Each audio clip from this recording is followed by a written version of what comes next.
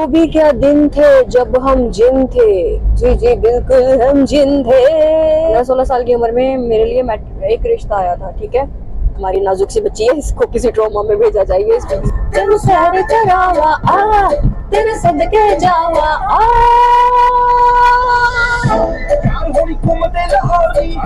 जट कर डोले नशानी एक हाथ फुल सोनी चड्डू तेरे गले जो तू गड्डी विच सोनी वीडियो सुपर च चली सारी लाइफ करेगी तोरी प्राइवेट जेट खेले बस की पूरी अमरी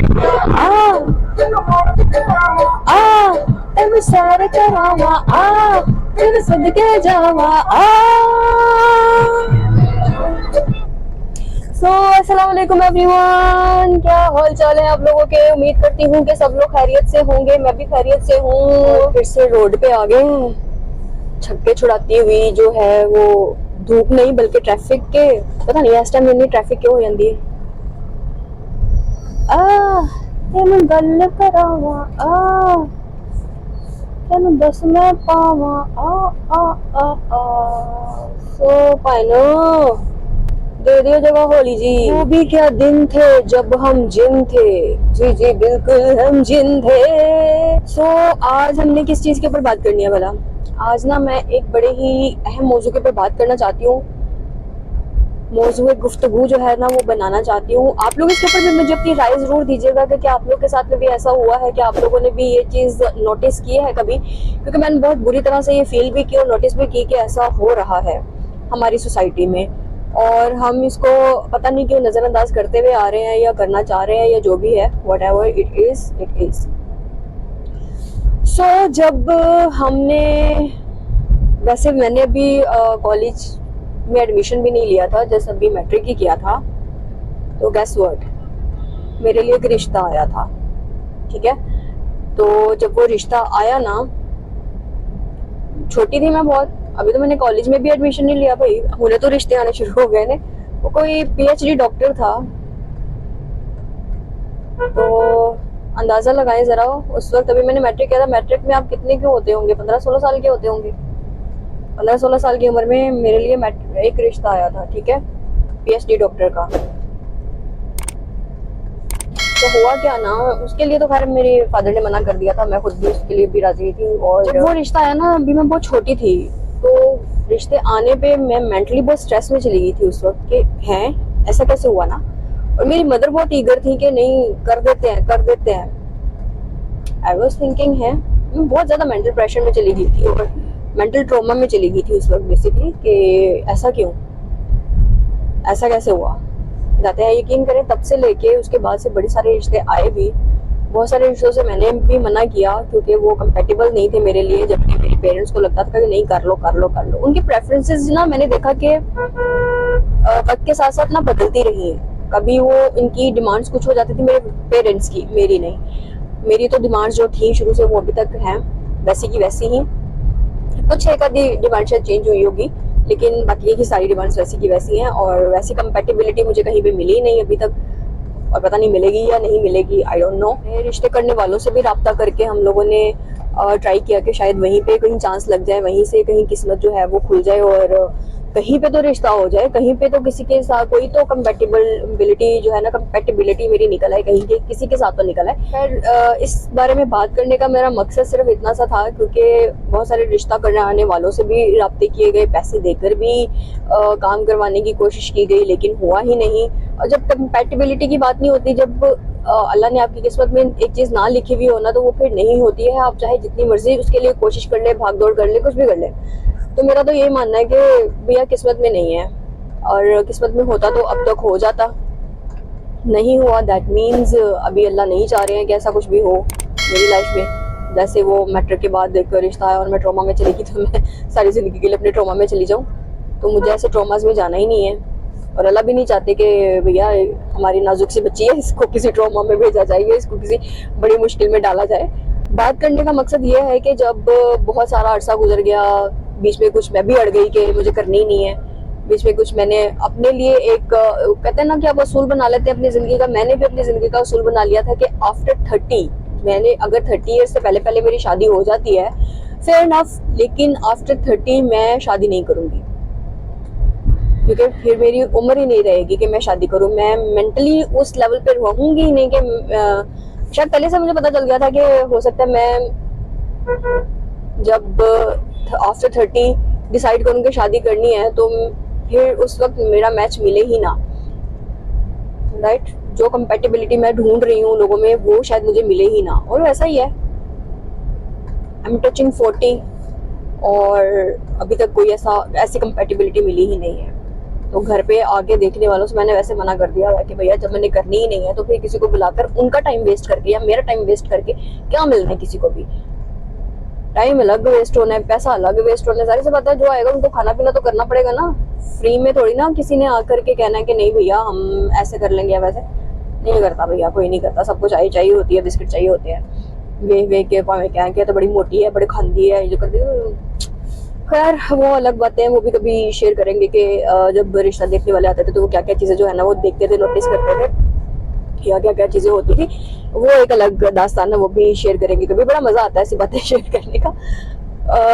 बात मैंने इसलिए शुरू की थी क्योंकि अब इस एज में आके कहते हैं कि जब आपकी उम्र बढ़ती है ना तो फिर आपको ऐसा फील होता है कि नहीं आपके साथ में कोई ना कोई साथी होना चाहिए। हाँ कभी कभी मुझे फील होता है, बहुत बुरी तरह से फील होता है मुझे ये चीज कि कोई तो कंधा होवे जिधर सिर ते रख के सी रो लिए, सिर अपना रख के ना उधर रो लिए, सिर भन लिए अपना।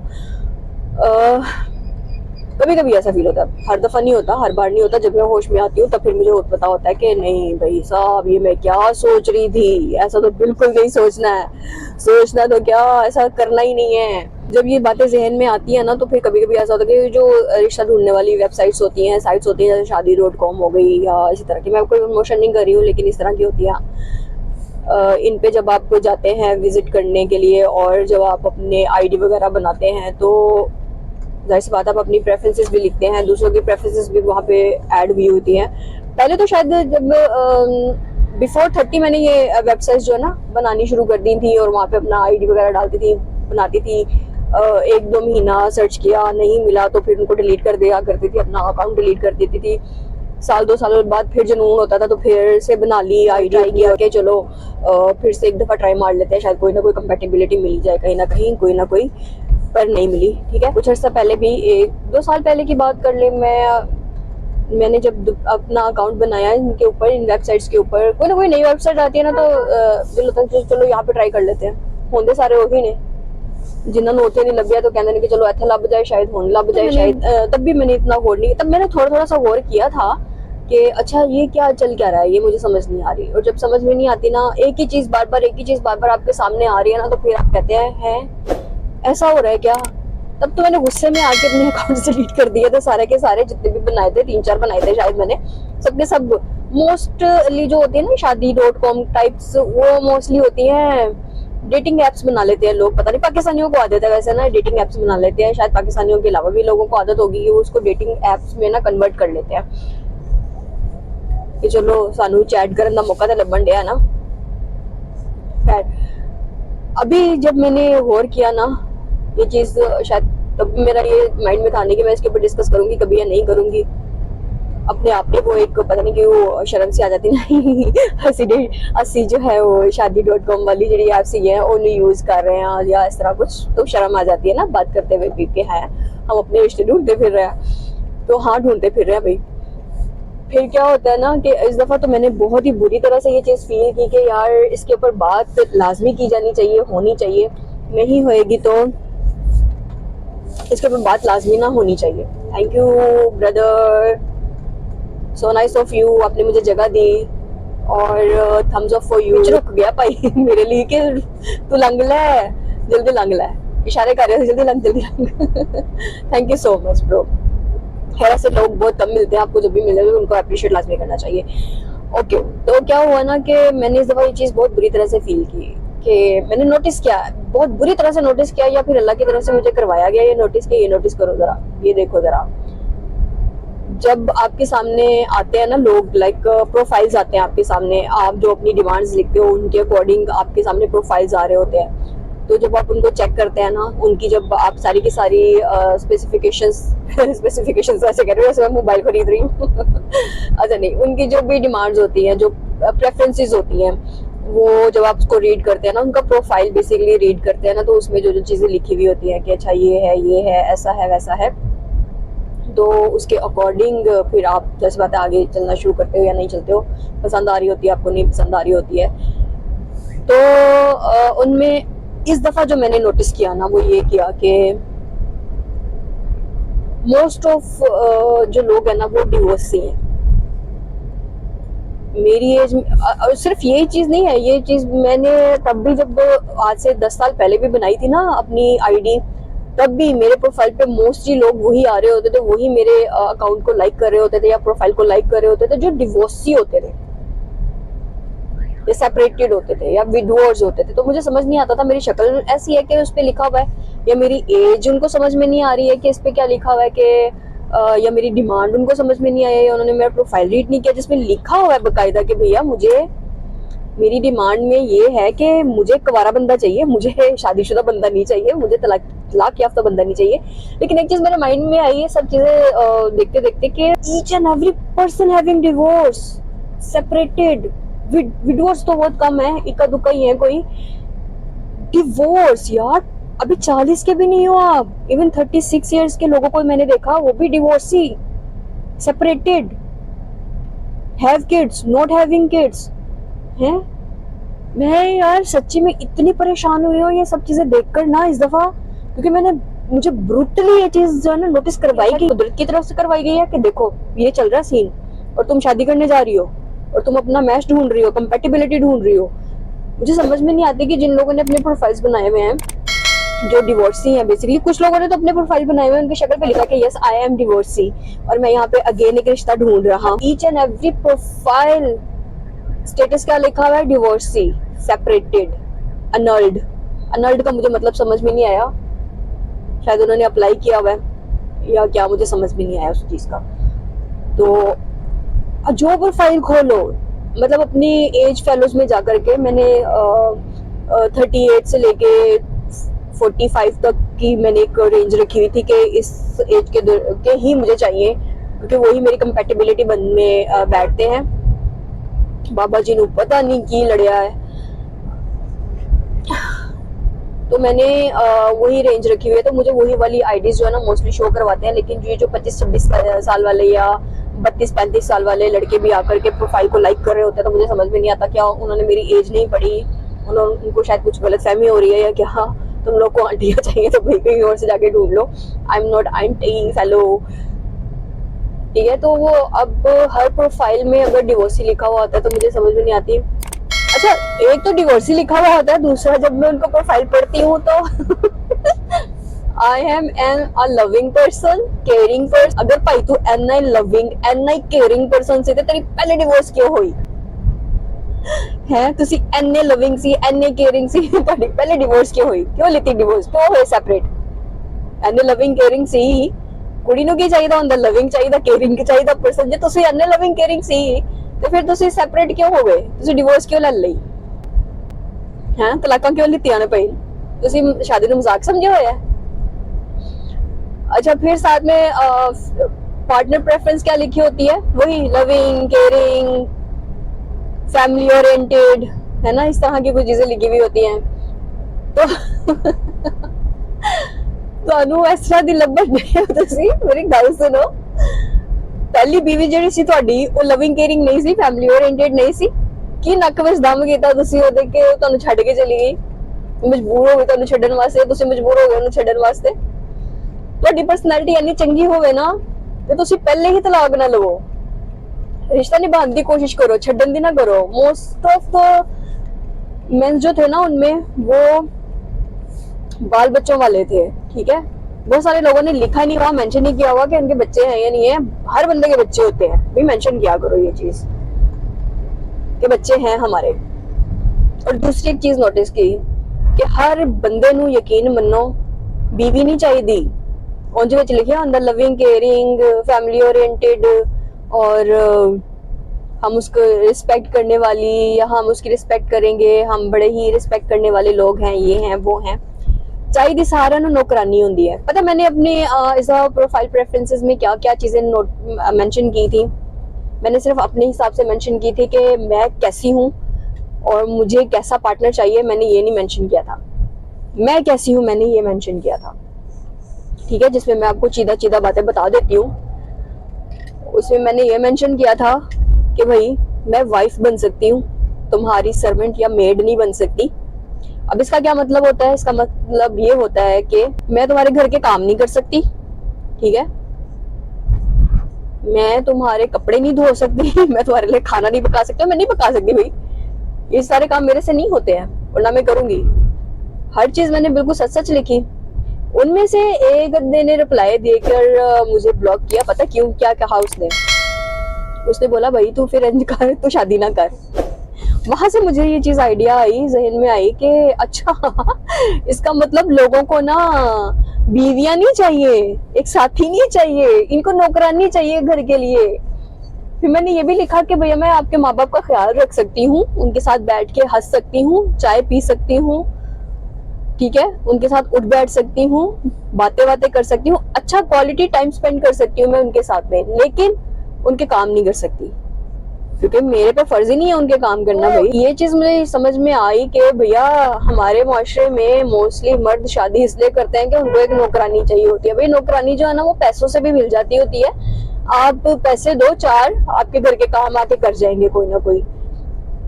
वाइफ क्या होती है? भाई वाइफ वो होती है जिसको आप बेटर हाफ भी बोलते हैं, अपना हाफ सेफ बोलते हो ना उसको। फिर आपने ये भी लिखा होता है मैं हमारे साथ अच्छा टाइम स्पेंड करे, केयरिंग हो, लविंग हो, हाथों में हाथ डालकर बैठे, हमारे साथ प्यार मोहब्बत की बातें करे, है ना। तो जब भी ये बातें आप लिखते हो ना तो फिर आपको दूसरों के अकाउंट ये सोच के ब्लॉक नहीं कर देने चाहिए कि भैया इसकी तो प्रेफरेंसेस देखो, इसको वाइफ बनना है, इसको नौकरानी नहीं बनना है। मुझे वाकई नौकरानी नहीं बनना है भाई, किसी को वाइफ बनाना है तो बोलो,